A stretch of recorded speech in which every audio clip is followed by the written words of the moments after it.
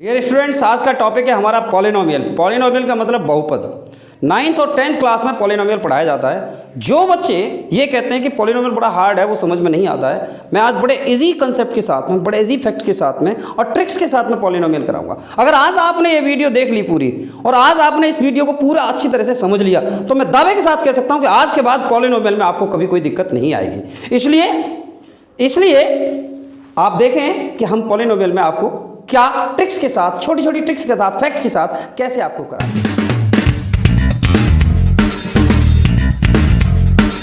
बात करेंगे पॉलिनोमियल की। पॉलिनोमियल क्या है, कैसे हम इसको सॉल्व करेंगे, कैसे आइडेंटिफाई करेंगे।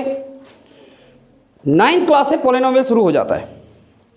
सबसे पहले जब बच्चा पॉलिनोमियल करना शुरू करता है तो उसको यही पता नहीं होता कि पॉलिनोमियल है क्या। बहुपद। पॉलिनोमियल को हिंदी में कहते हैं बहुपद। बहुपद यानी कि जिसमें बहुत से पद हों, नाम से ही जैसे पता चलता है। अब इसके जो पार्ट हैं, अगर कोई एक्सप्रेशन हमने लिखा, जैसे हमने लिखा 2x एल्जेब्रिक फॉर्म में, जहाँ पर एक वेरिएबल है और एक कांस्टेंट है, जैसा कि आप पढ़ते आए हैं, 6th क्लास से आप पढ़ रहे हैं।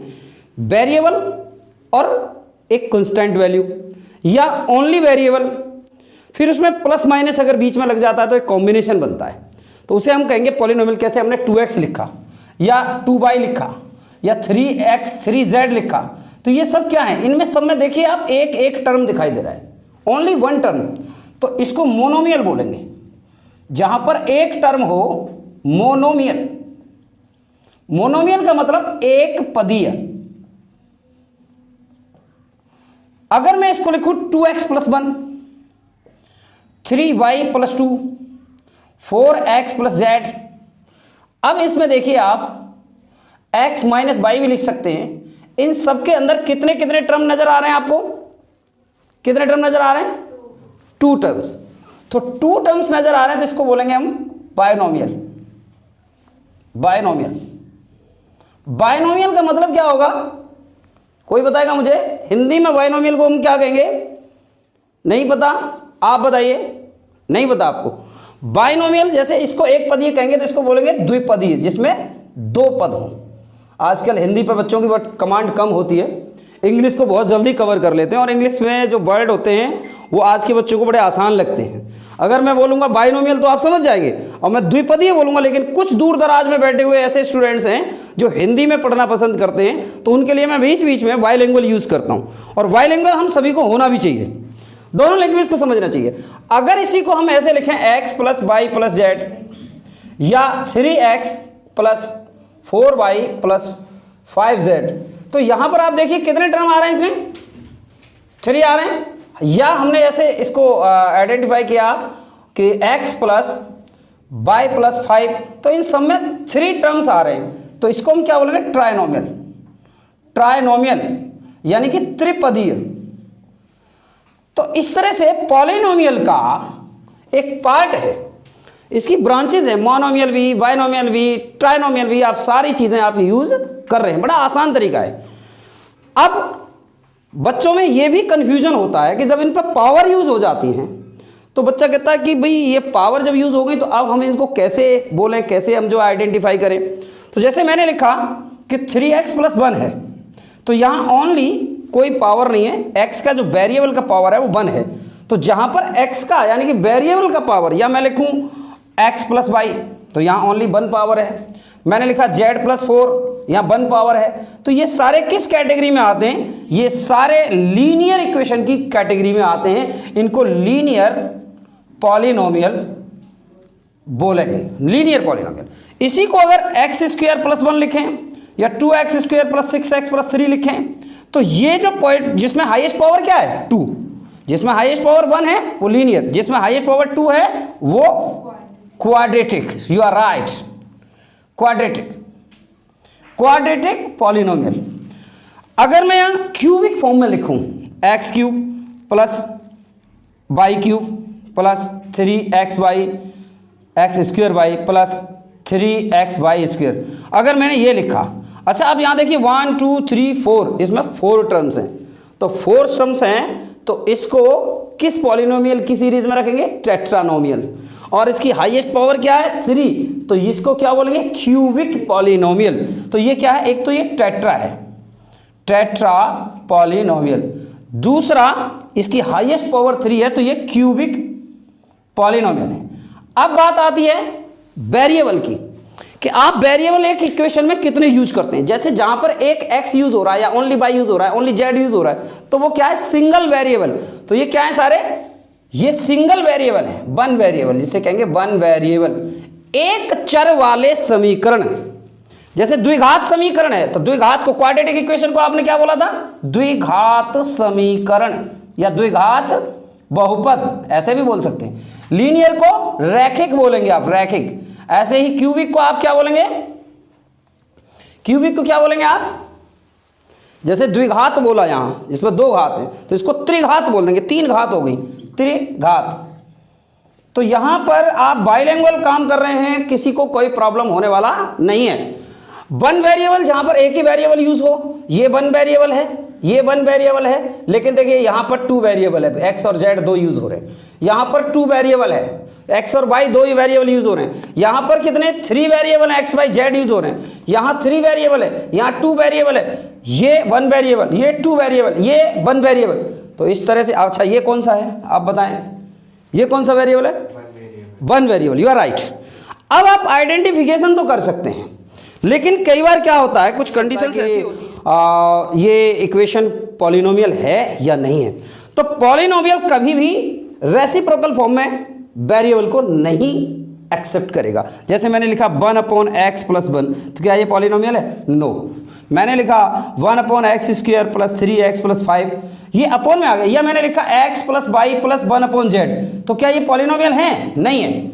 इनमें से कोई भी पॉलिनोमियल नहीं है। क्यों, क्योंकि इसमें वेरिएबल अपोन में आ रहा है, रेसिप्रोकल की फॉर्म में आ रहा है, तो ये पॉलिनोमियल नहीं हो सकता। दूसरा, अगर थर्ड पावर हो, जैसे मैंने लिखा √में x + 5, तो यहां पर वेरिएबल रूट में आ गया।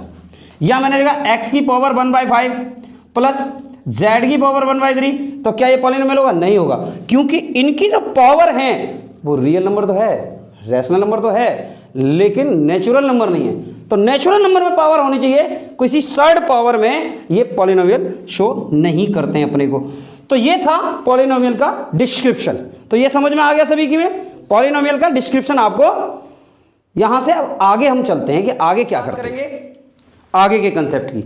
आगे का कंसेप्ट क्या है, इससे आगे हम ये बता दें आपको कि सॉल्यूशन कैसे होते हैं। सबसे पहले हम यहाँ आपके सिलेबस में जो 10th क्लास का सिलेबस है या 9th क्लास का सिलेबस है, वहाँ ज़्यादातर यूज क्वाड्रेटिक पॉलिनोमियल और क्यूबिक पॉलिनोमियल का है। क्यूबिक पॉलिनोमियल का भी लिमिटेड है, लेकिन क्वाड्रेटिक पॉलिनोमियल का ज़्यादा है। तो क्वाड्रेटिक में हमने क्वाड्रेटिक पॉलिनोमियल, इसके स्टैंडर्ड फॉर्म लिखा ax² + bx + c = 0, ये स्टैंडर्ड फॉर्म है। नाउ इसके जो वेरिएबल्स हैं और कांस्टेंट वैल्यूज हैं, उनमें देखें तो x यहां वेरिएबल है और a b c are constant values. इसको सॉल्यूशन हम मिडिल टर्म को स्प्लिटिंग आउट करके करते हैं, जैसा कि आपको पहले भी बताया हमने। स्प्लिटिंग कैसे करें, जैसे हमने एक इक्वेशन लिया 2x² + 5x + 3, तो यहां हम देखें एक ही जगह क्या है, इसको कंपेयर कराएं इससे। a = 2, b = 5, c = constant term 3। इसको स्प्लिटिंग आउट किया, कैसे किया, इसके फर्स्ट टर्म का लास्ट में मल्टीप्लाई किया तो 2 × 3 = 6 हुआ। 6 का ऐसा फैक्टर किया जहां प्लस है तो ऐड करने पर 5 आ जाए, तो 2 + 3 = 5 होगा। तो हम यहां स्प्लिटिंग कैसे करेंगे, 2x² + 5 को लिखेंगे 2x + 3x + 3 है ऑलरेडी। यहां पेयरिंग किया हमने, इसमें से कॉमन क्या है इस पेयर में, 2x, तो यहां बचेगा जब 2x का डिवाइड इसमें करेंगे तो x, 2x का डिवाइड इसमें करेंगे तो +1, प्लस यहां से हम कॉमन लेंगे 3, यहां बचेगा x + 3 बन जा 3 = 0। x + 1 in the first bracket, दोनों में से कॉमन लिया, 2x plus 3 in the second bracket is equal to 0। Compare कराएं 0 से, x इज इक्वल टू -1 आ जाएगा, +1 जब 0 की तरफ जाएगा तो -1 हो जाएगा। 2x plus 3 is equal to 0, तो x is equal to -3/2, upon में 2 और प्लस का 3 उधर जाएगा, माइनस का हो जाएगा। तो ये दो वैल्यूज आपके पास आई, एक अल्फा और एक बीटा, ये दो जीरोज बन गई। You have 2 zeros of this equation, alpha and beta से इसको डिनोट कर दिया। अब जब इसके कोफिशिएंट को वेरीफाई करने की बात आती है, सेकेंड एक्सरसाइज 10th क्लास की, फर्स्ट में तो बहुत ज़्यादा कुछ है नहीं, px की वैल्यूज निकालनी है, वो ग्राफ में अभी समझाऊंगा आपको। तो आप कैसे वेरीफाई करते हैं, तो यहां एक चीज मैं लिखूंगा कि सम ऑफ जीरोज यानी कि s is equal to alpha plus beta, यानी कि इसको मैं लिख सकता हूं शून्यकों का योगफल, शून्यकों का योगफल, और b माइनस बी अपॉन ए, ये कोफिशिएंट के रिलेशनशिप में ऐसे लिखेंगे इसको, यहां शून्यकों का योगफल। अगर प्रोडक्ट ऑफ जीरोज की बात करें, प्रोडक्ट ऑफ जीरोज,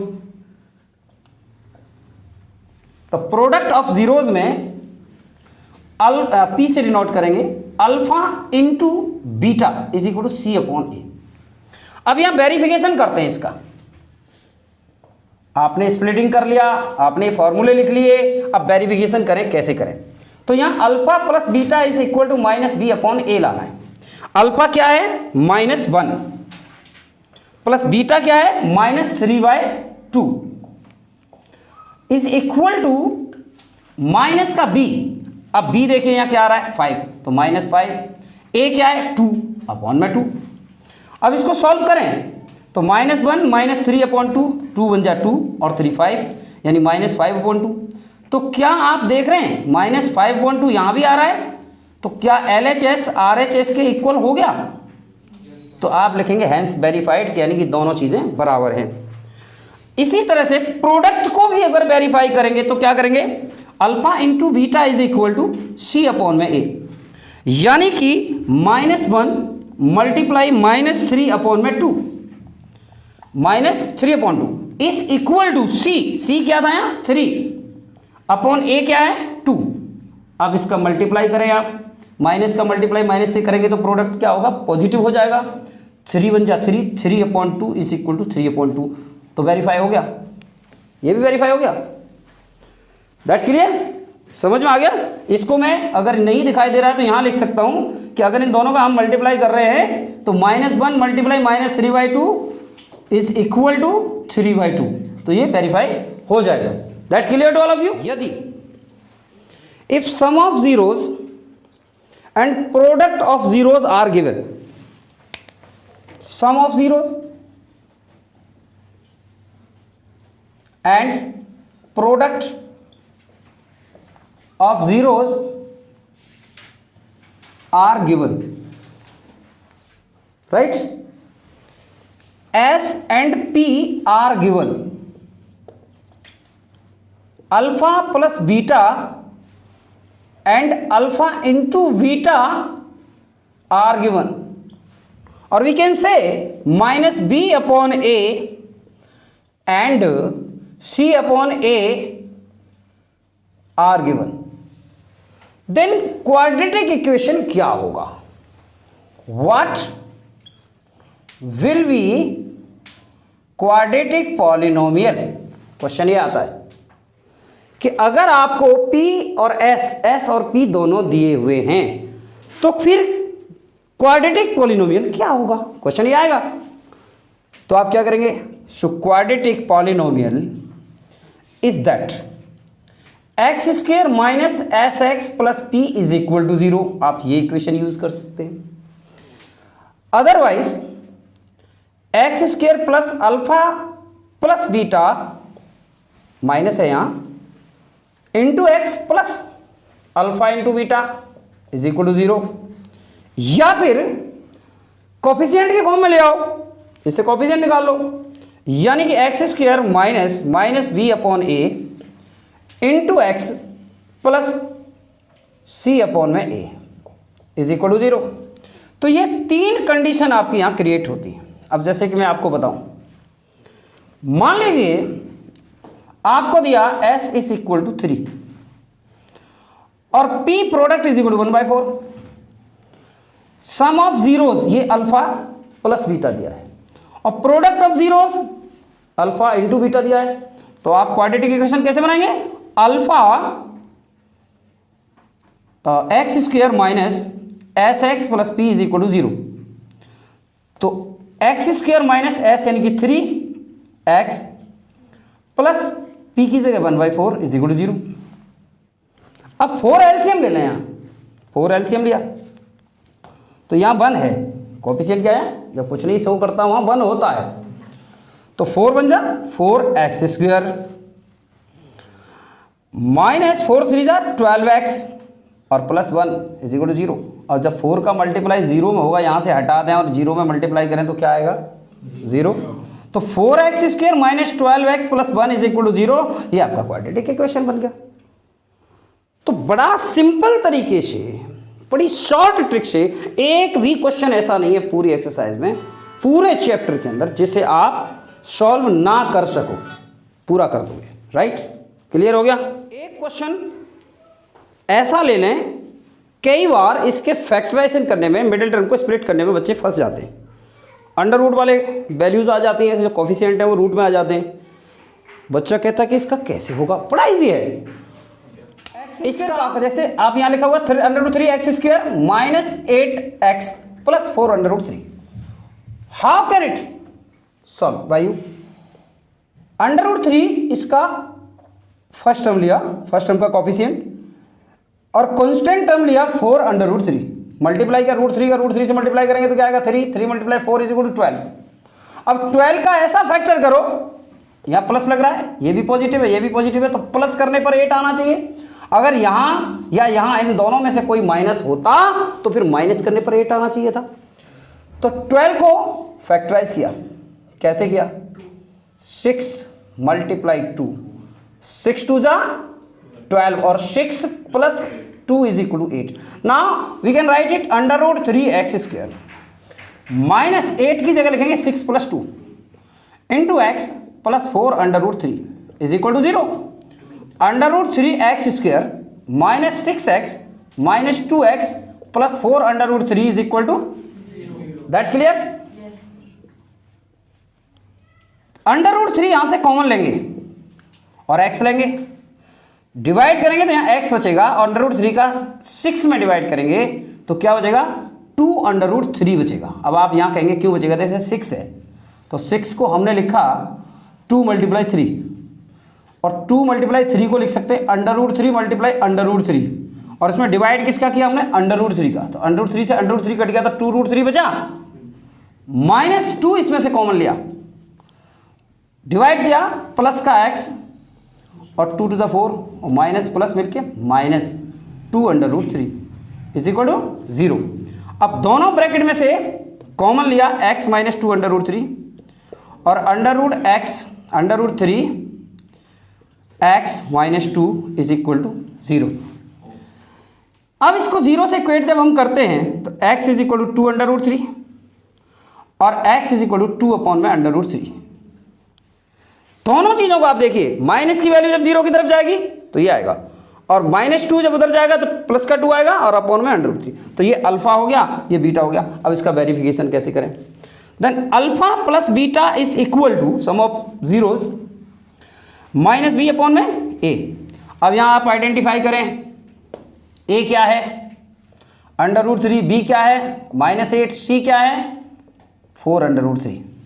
ये अब यहां वैल्यू पुट करेंगे 2√3 plus 2 upon √3 is equal to minus का b,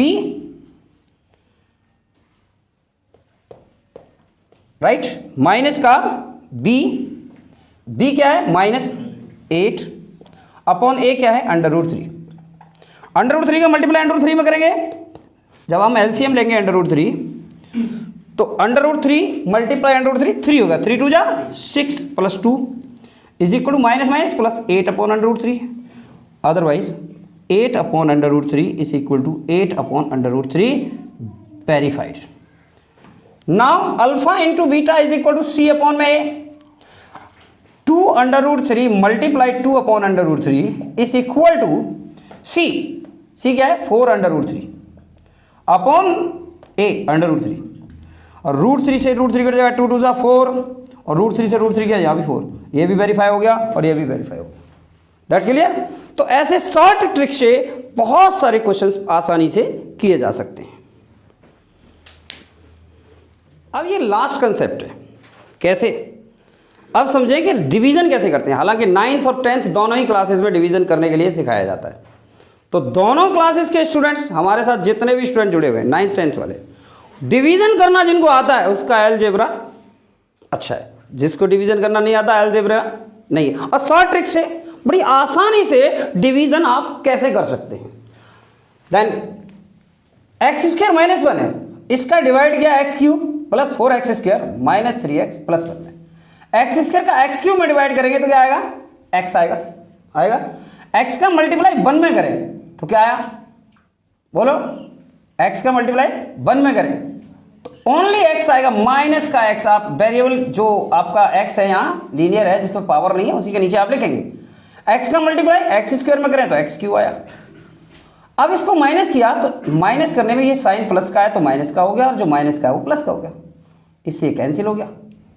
4x² को हमने यहाँ नोट किया 4x² और 3x में से प्लस का x घटाएंगे तो क्या बचेगा, -2x और +1 भी बचेगा।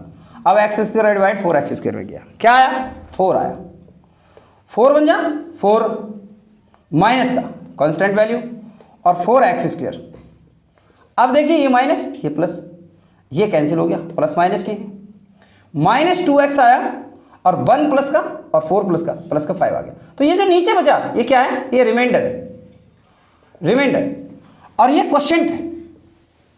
जब डिविडेंड निकालना हो तो divisor multiply quotient plus remainder होता है। और आपको चेक करना हो तो बड़ा आसानी से चेक कर सकते हैं। डिविडेंड क्या है आपका, ये है x³ + 4x² - 3x + 1। डिवाइजर क्या है, इससे आपने डिवाइड किया है x² - 1 से। क्वेश्चन क्या है, ये आया x + 4, इसका मल्टीप्लाई करेंगे आप और इसके बाद आफ्टर दैट रिमाइंडर -2x + 5, इसको ऐड कर देंगे तो ये क्या आ जाएगा, ये डिविडेंड आ जाएगा। Dividend is equal to divisor multiply question plus. ऐसा ही एक छोटा सा डिवाइड और है, मैं इसको आपको समझाऊं। x का डिवाइड x³ में किया, बच्चे इसमें बड़ा कंफ्यूज हो जाते हैं। छोटा सा x का x³ में किया तो x² आया, x² का मल्टीप्लाई 1 में करेंगे तो क्या आएगा, x²। अब बच्चा इसलिए कंफ्यूज है कि सर वो तो कांस्टेंट वैल्यू है, यहाँ x² कैसे लिखें, लिख दो उसके नीचे, क्या फर्क पड़ता है। x² का x में किया तो x³ आया, लेकिन ये जो वैल्यू आई 1 में मल्टीप्लाई करके माइनस की आई। अब जब मल्टीप्लाई डिवाइड कर हाँ माइनस करेंगे, घटाएंगे तो साइन चेंज होंगे, ये माइनस ये प्लस, इससे कैंसिल हो गया। तो x² यहाँ प्लस का है और माइनस का 1 हमने यहाँ लिख दिया, क्या फर्क पड़ता है। x का डिवाइड किया x² में तो प्लस x आया, x बन जा x और x², ये माइनस ये प्लस, कैंसिल हो गया। x - 1, अब x का फिर डिवाइड किया किस में, x - 1 में तो +1 आया और 1 का मल्टीप्लाई इसमें करेंगे तो x - 1 और ये माइनस ये प्लस, ये कैंसिल, कुछ नहीं बचा। तो रिमाइंडर क्या आया, 0। और क्वेश्चन क्या आया, x² + x + 1। अब इसका मल्टीप्लाई अगर इसमें करते हैं आप तो यही आएगा, आप चेक करके देख सकते हैं। तो ऐसी ही बहुत अच्छी अच्छी शॉर्ट ट्रिक्स के साथ हम आपको मैथमेटिक्स के अच्छे अच्छे कॉन्सेप्ट कराएंगे। आगे फिर मिलते हैं अगली वीडियो में। जिन बच्चों को शॉर्ट ट्रिक से मैथमेटिक्स सीखना हो वो इस चैनल को सब्सक्राइब कर लें और शेयर कर दें, लाल बटन दबा दें, ताकि उन लोगों का भी भला हो सके जो मैथमेटिक्स में कमज़ोर हैं। इस चैनल से जुड़ने के बाद आप मैथमेटिक्स में कमज़ोर नहीं रहेंगे।